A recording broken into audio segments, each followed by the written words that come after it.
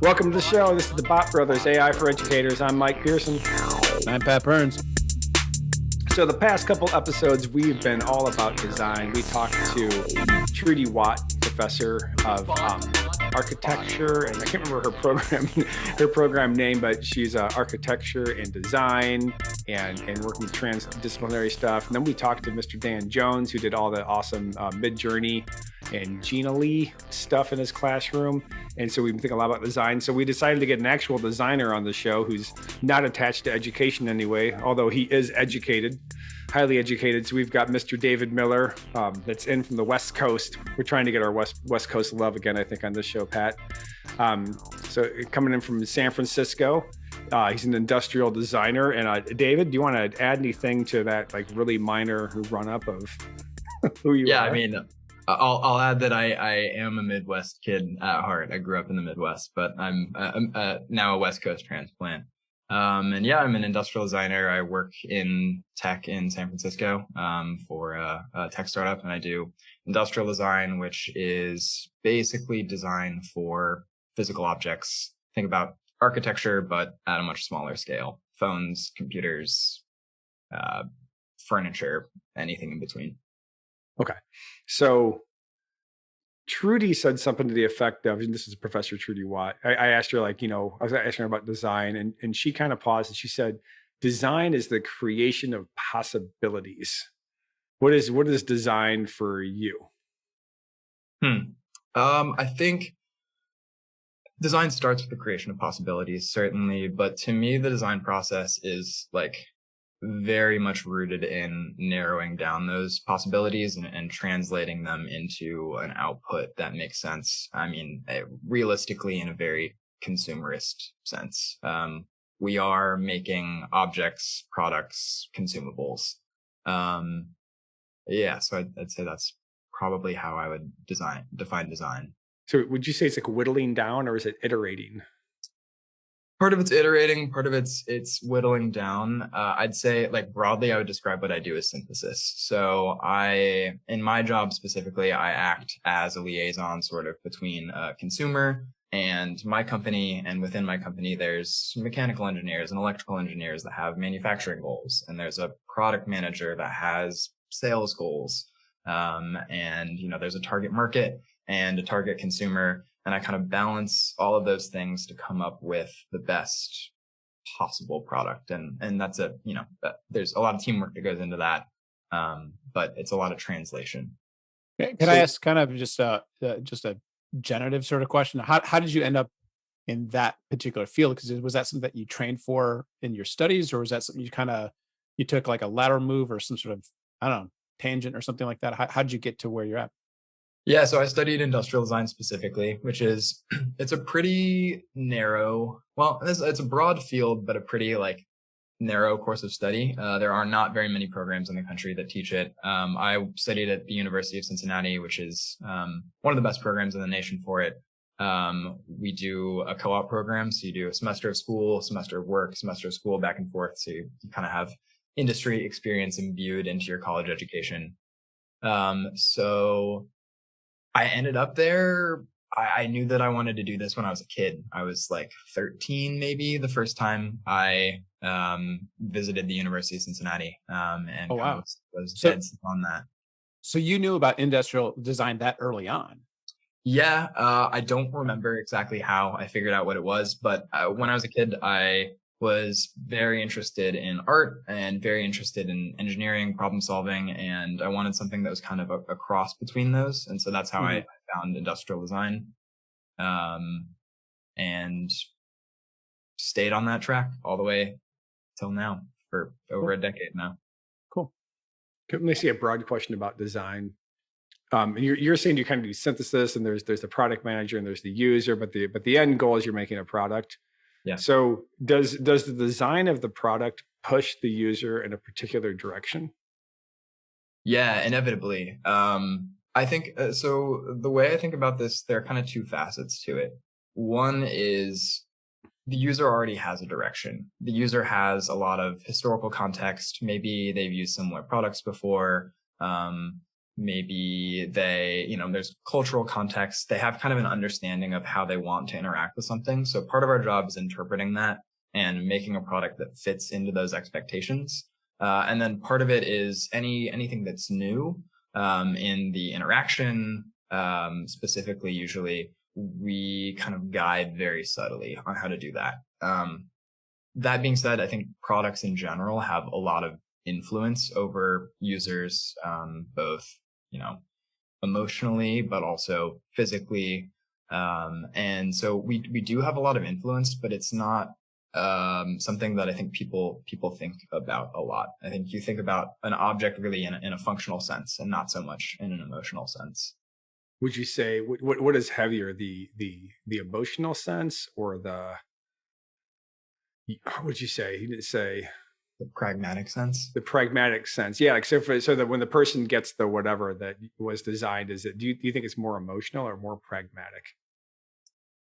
It's interesting. I think a lot of purchasing decisions are very emotional. And we kind of masquerade them as being very pragmatic. I work for a tech company and, we work in a very quantitative way. That's kind of the way that the tech world or really the consumer world in general works. And where my job really is to bring in a little bit of that softer side, a little bit of the emotional side into the design of a product. So when I'm thinking about how do we design this, I'm not just thinking about how do we make this the best possible product to solve a problem, which is a huge part of my job. But then I think the other half is how do I make this an object that someone is attracted to, that when it sits, if I'm the person thinking about purchasing this product and it's sitting on my desk at work and I open up the package, like, how do I feel about it? How does this make me excited?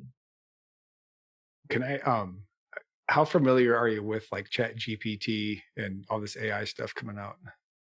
Yeah, I've used most of it. I wouldn't say that I'm super intimately familiar. I've played around a little bit with using all of it for work, actually. Okay.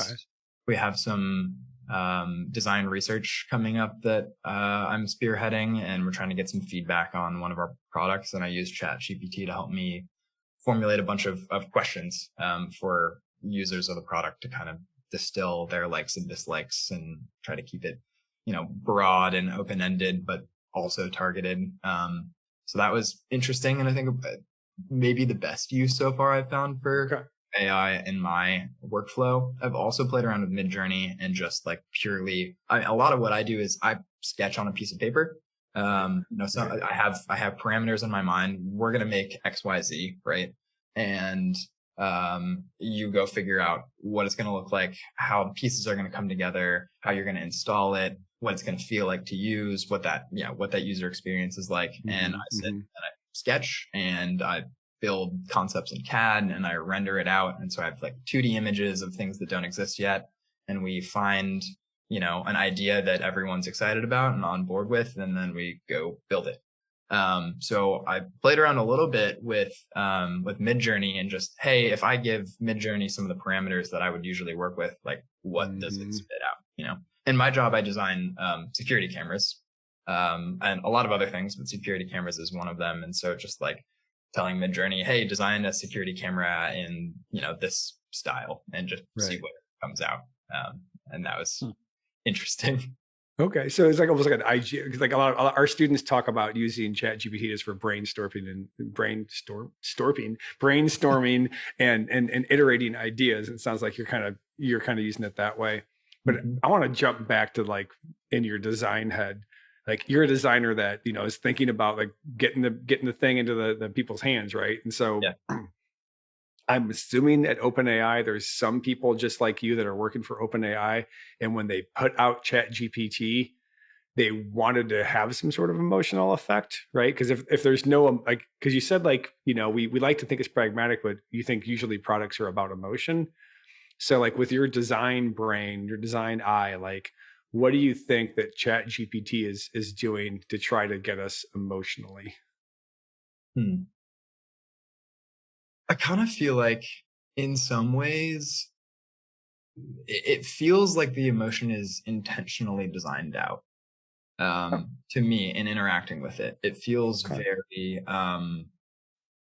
removed, like intentionally removed. Um, and I think that that's probably a targeted decision. And this is just, my You're guessing, opinion, conjecture, right? right? But I think that that's for people interacting with AI, that's probably the scariest part for the everyday consumer is the more emotional something feels, the more human it feels. If you think about a product, right, you want a product to feel human. You want it to feel like a physical product. It wants to feel integrated into your life. I think people are so scared about the possibility of AI that there's maybe a targeted stance to make it feel separate from Okay. humanity in a way. So are you saying then, like, if we take something as ubiquitous as, say, like a cell phone, most of us tend to think of it almost as like an additional appendage because we have it all the time. Right. And you're saying that the designers of whether it's an iPhone or an Android phone or whatever are so intentional that they want you to feel as if you always need to have it on you, or it's always it's just an extension of part of your identity yourself, right? Whereas ChatGPT doesn't seem to almost be divorced from that. Um, so when you use it, it does feel kind of not rudimentary, but maybe there's a coldness to it, perhaps. Is that essentially what you're trying to say? Yeah, although I would put ChatGPT and an iPhone, for example, kind of in the same boat, where the product of ChatGPT is not the tool, it's the output. Same thing with an iPhone, right? The product is not that I'm interacting with every day. I'm not necessarily, I'm interacting with my phone, but it's a means to an end. I'm interacting with all the content that's on my phone. So I think maybe a better example of like, something that's more emotionally tied to you is a car, right? Where it's super customizable. There are lots of different options. It says something about who you are. Where a phone, you'll see, like, think about early cell phones, right? That they slid and they had keyboards and there were all these novel ways of interacting with them. And the BlackBerry had the scroll wheel, and that's like consistently gotten pared down and down and down to just like a sheet of glass. And that is just a platform. Right. So I think that's kind of how I think about ChatGPT is it is as minimal as possible. It's like a pane of glass through which you interact with this world on the other side. Well, which is interesting though, because as you were talking about that, I was wondering, and this is really a question for both of you, because some of the earlier versions of say, or things that like say Google Bard's putting out, or Mike's talked a lot about Pseudowrite, which is this kind of writing assistant, or we talked about this one in education called Conmigo, which is basically a personal assistant, if you will, for students. That it seems like that they're moving in the direction of trying to personalize it and make it feel more kind of human like, right? So are you finding that you're nodding your head saying, yeah, okay. So you're finding that seems to be the direction that maybe all this AI stuff is going, or no? Yeah, I think it's going to get more and more human as we sort of adapt to it and get used to it in our lives. And I think maybe a key difference here is when I'm going on ChatGPT, I'm choosing to use AI. Well, and I think there are other cases, these other examples where people are choosing to use AI, but like think about like an AI assistant that answers a phone for you or something like that. And they want that to be as human as possible because they don't really want you to know that you're interacting with an AI. Right. Where when it's like, I know that I'm interacting with an AI, it feels weird if it's trying to mirror human behavior to me. Maybe now, but I think it's going to get so ubiquitous that it's going to get more and more human. Well, and it's interesting you say that because I just shared something with Mike the other day. It was literally yesterday, and apparently there's some people at Google who are creating something called Google. Was it? Oh shoot! Now the name's out of my head. Mindstorm? Was it Mindstorm? No, it wasn't Mindstorm. It's like Google. Oh hell! No. Now I got to look at it. I'm going to check at my text. But it was a. Well, here, while you look at your text, let me. So I read somewhere on some internet site or on my phone, it's, because everything blends together. And this is probably maybe a decade ago. And here we go. Someone was talking about like autonomous vehicles, and the I don't know if it's a design person that answered or just a business person. And they said, well, what really happens is that people have to get eased into stuff. Yeah. Like first you had you had cruise control, right? Right. You went from manual cars to automatic transmissions, and then you had cruise control, and then they added like another layer of safety device, and and now you've got like corrective steering and like eyesight, that helps you like stay in your lane. And we're creeping up towards a car that drives itself because people can't make this shift that quickly, which kind of echoes what you're saying, David, about like maybe it was designed out, which I hadn't thought about because like I'm always like so kind of, well, a couple of things. Like one, I keep on wanting to talk about ChatGPT like it's a human. Like I want to morph. I can never say that word. Anthropomorphize. Right. It's like saying like mortgage, right? Like it's just a hard unique New York. Right? You just can't say it, right? But I always want to give it a human quality, or like originally I said, please, thank you, like all that, and then the 3.5, maybe it was just slow, but I felt like it was typing fast enough to keep me engaged at the answer, but not so fast that I couldn't read it. And so it was almost like I'd get sucked back into the response. Where now it's a lot faster, and it just spits an answer out, or Google's bar just like doesn't show you it thinking, or it thinking, right? It's algorithm churning, I guess, and it just drops it. So I kind of thought that was designed and to create not a human feel, but like, look how cool this is, like don't, almost like a cliffhanger, right, type thing. What do you think of that? So just broadly, I'll tie this back into design really quickly. This is a super common philosophy in design, and I'm sure it exists elsewhere too. I've just only heard it in the context of design, what we call Maya, or most advanced yet acceptable. And so it's that concept of, with the driving cars, right? You're innovating incrementally, and you're sort of indoctrinating people into this new way of interacting with something that they're super familiar with. So I think that ties like really nicely into what I do a lot in design. I'll give you an example of that from my work. So recently I launched a product with my company. It's an intercom, and we are super tech forward company. Very San Francisco, bunch of software engineers. We're doing cutting edge stuff. That's kind of our IP, right? But our consumers are not tech people. You think about who uses an intercom on a day-to-day basis. It's literally everyone. It's a grandma picking her kid up from school as much as it is a, Silicon Valley CEO coming into his office. Right. And so when I'm designing this intercom, I have to think about, how do I make this feel modern, unique, have a new sort of UX to it that's better than all the intercoms that have existed in the past, but also innately how to interact with it. And so the intercom that I designed takes a lot of visual cues from an intercom. It looks sort of like a traditional intercom you would see. It's a sheet metal face. It's got perf holes in it. It doesn't have to, but it does, because we're kind of taking cues from what already exists to start to integrate people into this new UX experience that we will then develop on.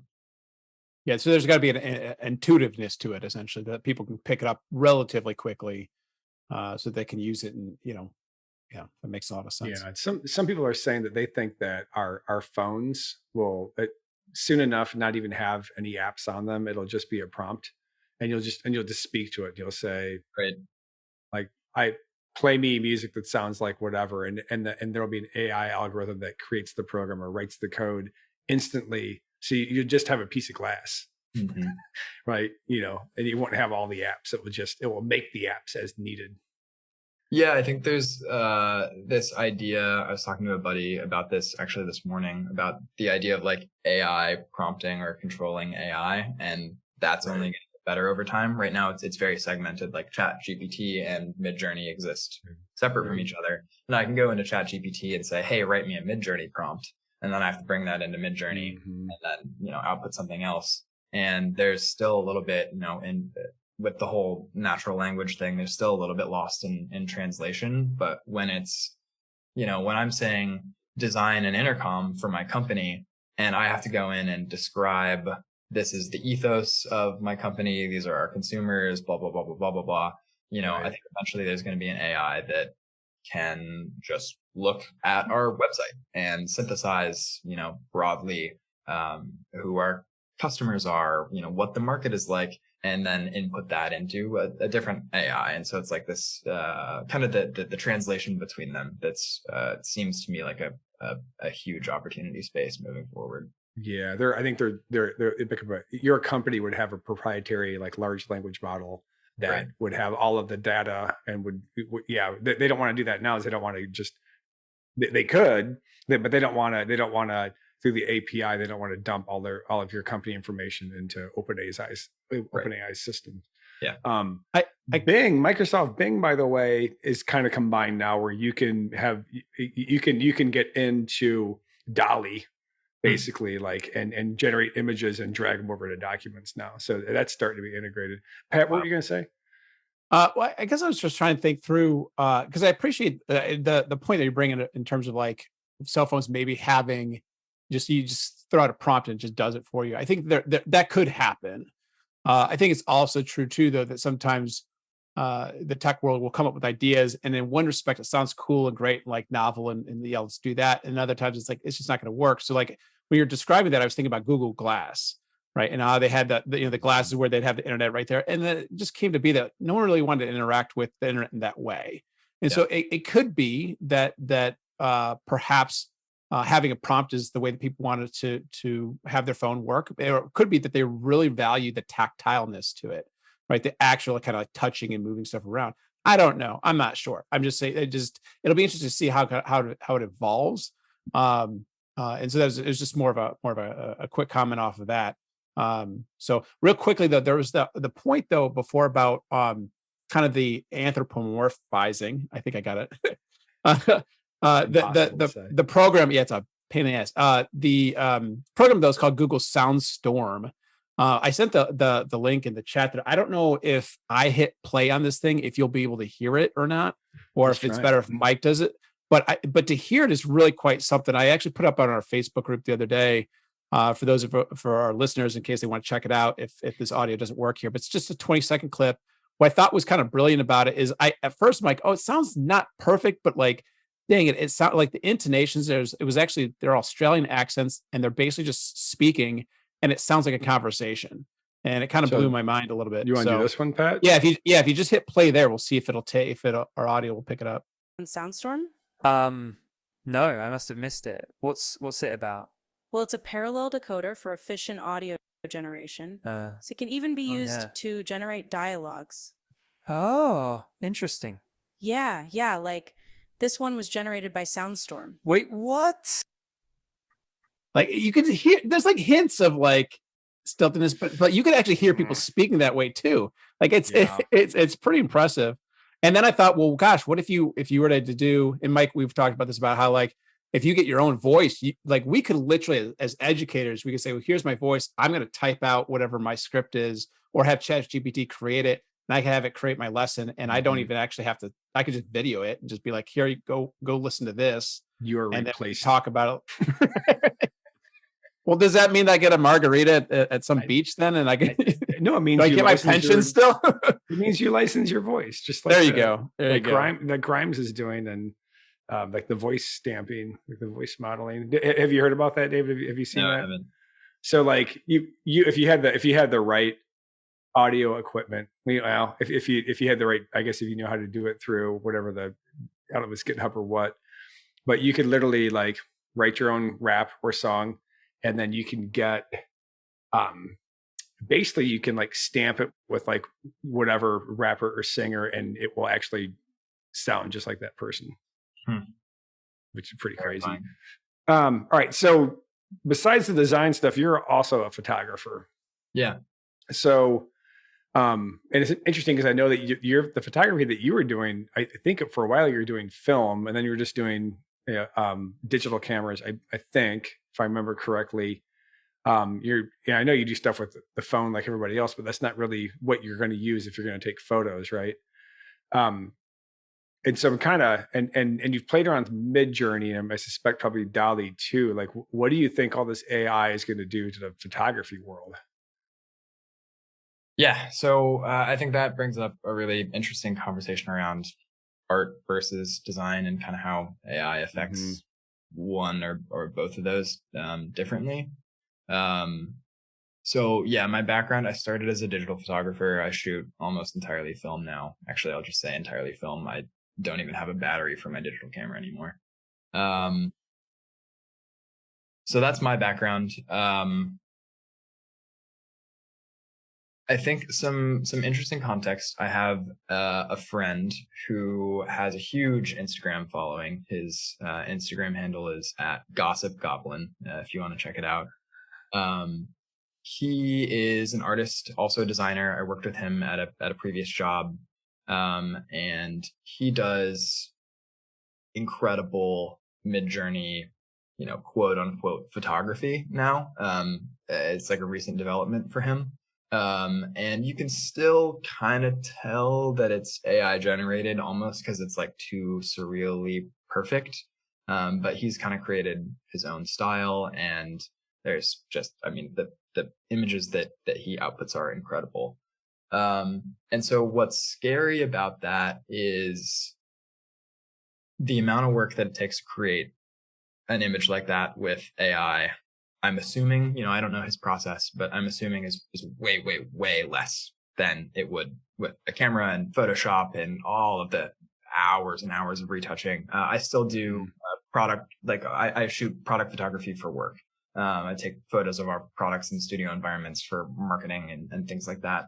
And, to take photos of 3 products for launch, it's probably a 12-hour studio day. And then it's maybe 30 or 40 hours of post-processing. And that's just really simple, like one thing in a frame. Right. And he's doing, just like incredible. Think about it like fashion campaign photography, like, where there's tons of different elements and colors and everything is retouched perfectly. And so I think that's scary in photography and also in art, right? Because in both cases, for so long, what we've valued in the art world in general is like the process of creating something. When AI can just take over that process, then that value goes away. So, why I think Gossip Goblin, my friend Zach, who runs that account, is a great example is his value hasn't ever been in the creation of the image. He's a phenomenal artist. He does crazy hand sketches that you'll also see on his Instagram page. And so he's like, technically trained in art, was a sculpture major in college. He's a badass. What was that? He's a badass. Oh yeah, totally. But his IP is his storytelling. And so you go in, and I'm sure that that's part of what translates to these amazing images that he's getting out of AI, because he's writing incredible prompts. But if you go in and any one of those images on his page, you'll see a story that goes with it that he's written. And that is what has skyrocketed like the popularity of his page. Is it's captivating. And so I think, it's threatening. AI is threatening to the art world in the sense that it's taking over what we have seen as the value of art, that like creation aspect of it. But I think it's maybe highlighting a different aspect of art, which is the emotional, the storytelling, the translating. It's like, how do we use the tool? What are we saying with the tools? Yeah, I'm kind of flipping through your friends. You want to share that, Pat? Yeah, sure. Make sure we're looking at the right Instagram one. page. Yeah, well, I initially pulled up his Twitter, and then I realized he had the Instagram as well, so I pulled that up as well. And I was just kind of flip through, and you mentioned the storytelling element, which kind of caught my attention. These are great. Yeah, I love this image here. I think it's fantastic. It looks like a woman, Urmqi. I think that's not Mongolia, but it's near Mongolia, I feel like. I think it's Central Asia. Was that? Well, Ulaanbaatar. Well, okay, but here's the thing: is like if you click on this image, it's like it looks like hot air balloons, right? And they're sitting on like a cart with a camel, what have you.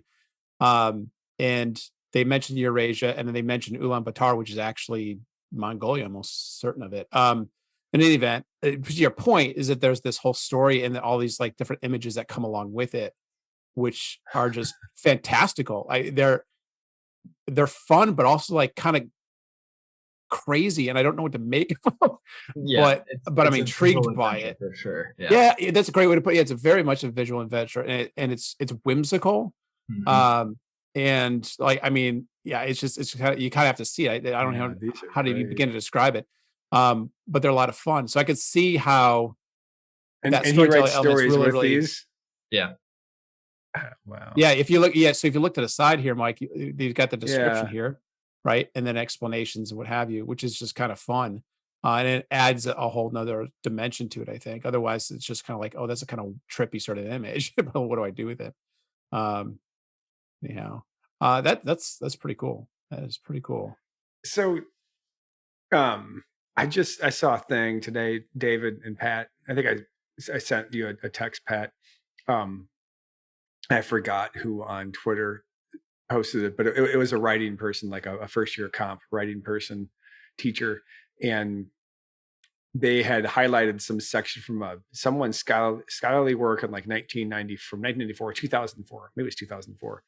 But basically the paragraph that was highlighted said something to the effect of like the college writing stuff was in trouble because years ago they shifted to writing is not like being literature, but writing is being like this function that you have to have in order to get by in society. And so like university programs shifted and you have to take writing classes because it's writing for work. And since that stance was it, kind of like, I guess with art, you were saying it was like the value you put into it. But when you take writing as literature, right, or poetry, there's a whole different reason you're doing it as opposed like to just writing because you need to be able to do it for your job. And so if it's true that the writing that colleges do and high schools do is just for jobs, then we're in trouble as far as the occupation because we're not teaching the right thing because the AI programs are going to do it for us. Right. Although some people have pointed out that they really don't want that ChatGPT emails because they just want the one line like FU email, like real quick response to get an answer. They don't want a multi-paragraph, super polite email explaining why their idea is bad. So maybe we'll get like, so awash in AI that we won't want to do it at all. But it seems like that shift that you're talking about, though, that's really I don't know if I'd heard that before, but that helps maybe explain why it is that there's all this concern, because then what we're doing is trying to train people or students to be efficient and to create product rather than focus on the process. And I don't know. Or the you guys art. Are both nodding. Yeah, exactly. Yes, precisely. And so, and I think as educators, we would prefer process in the art, so to speak. But that shift would almost demand something separate from that entirely. And that within itself is in terms of a value or even kind of like what's our mission as educators, at least as literature teachers, would be drastically different from what maybe we thought we were getting ourselves into. And it would seem to me that it also means that voice is less important if you're going to focus on efficiency and you're going to focus on product. It's like who really cares? Which is why a ChatGPT email that's kind of a stupid email can go out, because it's like you're just trying to convey an idea really quickly. Fine, no big deal. But if you're trying to craft a message that's worth hearing, right? That's another thing altogether. It seems to me. I don't know, David, you're nodding. I don't know if you have any thoughts on that. Yeah, so many. I think I agree. Voice is important now more than ever. I think the writing thing really resonates with me because I learned to write in school post 1994, right? So my education was very much formatted around how do you write in the context of having a job? How do you communicate succinctly and efficiently and effectively? And I found no joy in that, but I write on my own for joy. I write, poetry just because, and that was like how I learned to be a good writer. Yeah. Isn't it funny how that works? It's right. Because I think that what makes you a good writer, what makes you a good artist, what makes you a good designer, I'll tie it all together here, is sensitivity to people having some sort of stance, one, and then two, some sort of idea how people are going to react to the things that you have to say. and how to frame them because of that. And that's not something that you can, well, I won't say it's not something that you can computerize, because who knows? Well, but wouldn't it be fair to say the word that really stood out to me there, though, is you mentioned joy. And the reason why that stood out to me is because I used to write more poetry, and because it would give me joy and give me pleasure just to write, just to think about it, but it also forced me to be really meticulous with like, well, wait, I want to have a line break here, not there, or Right. I want this word instead of another word, or I want this punctuation as opposed to another. And those small minor details seem insignificant outside of myself, but in my own head they mattered. And because they mattered, I was able to focus more on the craft itself, and the product would kind of eventually take care of itself. I wasn't worried about the end thing so much as like, just I wanted to kind of make sure I can convey it exactly how I wanted to. And that's how I was able to kind of really just develop my sense of voice, I guess. Yeah, it's like, what specifically is every element of this evoking? Mm-hmm. And how am I crafting that? And that ties in so well to my career in design. And part of the reason, and I was texting Mike about this earlier this week, that for me, maybe naively, AI isn't as threatening to design maybe as it is to art, because our perception of art is so rooted in kind of the creation, or the physical skill. Whereas my job is still very translational. It's still very, very synthesis oriented. And so AI is great for outputting all of these vast ideas. It's like the divergent thinking aspect of it, but it's not super good yet at the convergent thinking. And so it's like up to me still to pick and pull and craft a story that has value, in the same way that I would write a poem, in the same way that I would, approach an art piece. This is sort of tangential, but one thing that was really surprising to me coming into design education, going to like art school in general, was I think we tell kids that are going into the creative arts, like, if you're good at art, if you can draw a thing, you should go to art school. And I was really good in high school at, I'd take a picture and I recreate it on a piece of paper, and I got to art school, I got to design school, and that's not what I have to do at all. It's like, it's far more, purely creative than that. It's synthesizing information into, something that solves a problem, and solves a problem, hopefully in a way that's emotionally appealing. And that is, I think, where, despite or, in conjunction with AI, there's still value for artists, and there's still value for designers. Mm-hmm. I got a story. Now that I said I've got a story, I have to tell it, but I don't really want to tell it because it's so far tangential. I just talked to another artist friend of my wife's that was just talking about his value is that he's always been able to be open and see possibilities where others can't. And like he was like, I went to, I think, the Art Institute in Chicago for his undergrad, and then started a company. But he mostly consults, and he's brought in to like kind of rethink stuff because people just can't see, I think so kind of like short story. And this might be a final question for you, David. I think we're up 40 minutes or so with your design brain and the idea of, what was the acronym you used that was like too advanced? Oh yeah, Maya, most advanced yet acceptable. Maya, most advanced yet acceptable. So I was thinking about that, and I was thinking about the idea of like, kind of the synthesis of trying to get something structured or created in the way that is the most useful, pragmatic, whatever.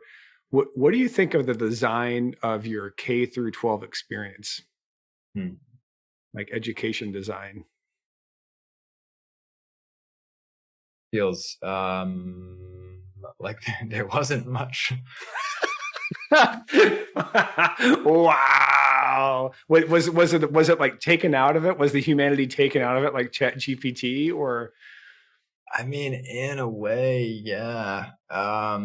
It's funny. I think I got a great K through 12 education. Right. Yeah, obviously. School. But for me, it was very much like what I chose to pick and pull in terms of importance out of that and how I kind of crafted that experience. It didn't feel like that was targeted in any way, which you can't, target an experience for every single student in a way that's valuable. Well, maybe AI can actually. But yeah, it didn't feel, it was very one size fits all. And the size fit me, right? Right. But it doesn't for everyone if you don't have the, if you're not interested in making it fit for you. Or you don't have the capacity to be interested in making it fit for you is maybe. Yeah, right. Yeah, that's sometimes the trick you have to do is you have to figure out how to make it fit for you. Right. Is that called gamification? All right. Thank you for coming in. I think the design stuff, the past 3 episodes has been super enlightening for me. I hope for others listening to this podcast. The kind of push pull between the art and the design factor, the aesthetics, the pragmatics, the emotion, right? Where does that sit with artists versus designers? Like, where does the art begin and end?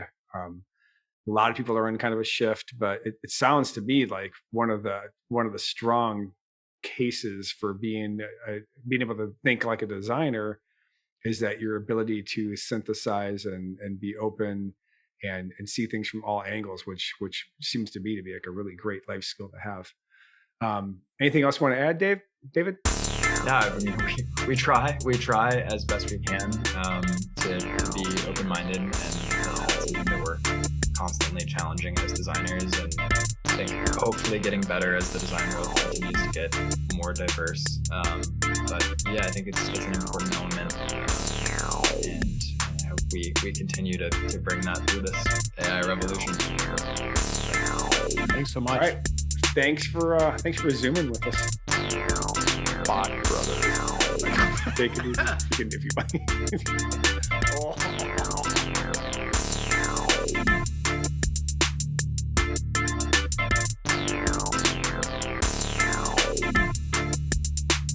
The bot.